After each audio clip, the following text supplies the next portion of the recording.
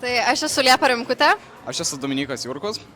ir mes esame iš Plungė kalba. Ir šiandien imsime interviu Naktis savivaldybėje iš jos dalyvių. Ir čia yra ne tik ir iš Plungės, čia yra ir iš kitų miestų, iš Kretingos ir dar galim skaityti ir iš Kulių, tai va, dar iš kitų mokyklų. Kodėl nusprendai dalyvauti šiame renginyje?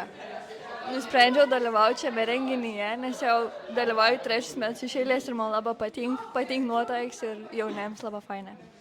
Kas tau čia labiausiai patinka? Kaip žmonės viens su kitais bendraun, labai vis smagus, labai vis draugiški ir priemonės. Ok, ačiū tau. Jo, ačiū Jums. Vienas klausimas greitas. Kas privertė dalyvauti renginį? Saulė Šedvidį. Saulė Šedvidį. O kodėl? Niekas neprivertis, iš tikrųjų, čia ir malonoms dalyvauti. Kodėl? Dalykus, nes linksma, smagu, veiklų daug ir dar šakuoti turim išmolėti. Kokia fainiausia organizacija esant šitam renginį?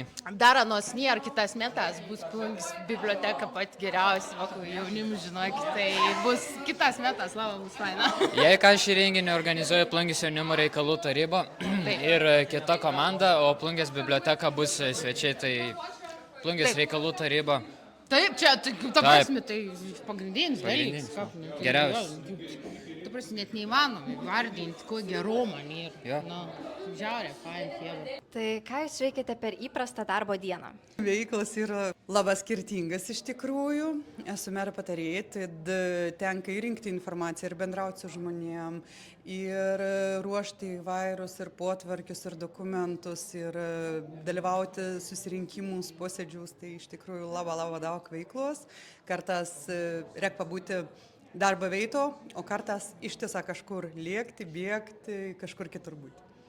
Ir ką patartumėt jaunam žmogui, kuris ateityje norėtų dirbti savivaldybėje?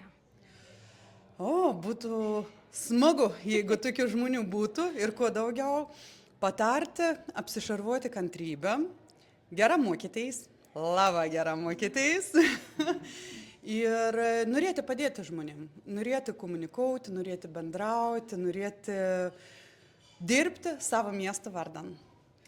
Ir kokios jūsų nuomonė veiklos jaunimui būtų tikrai wow? Na, turėjom tokių pasiūlymų, minčių ir iš paties jaunimo pusės, kad norėtų galbūt pykčiai išliejimo kambarį. Norėtų linų persikelti iš gimnazijos į kitą pusę Plungės jūros. Tai manau, tokie dalykai būtų tikrai wow. Gerai, ačiū Jums labai. Ačiū Jums.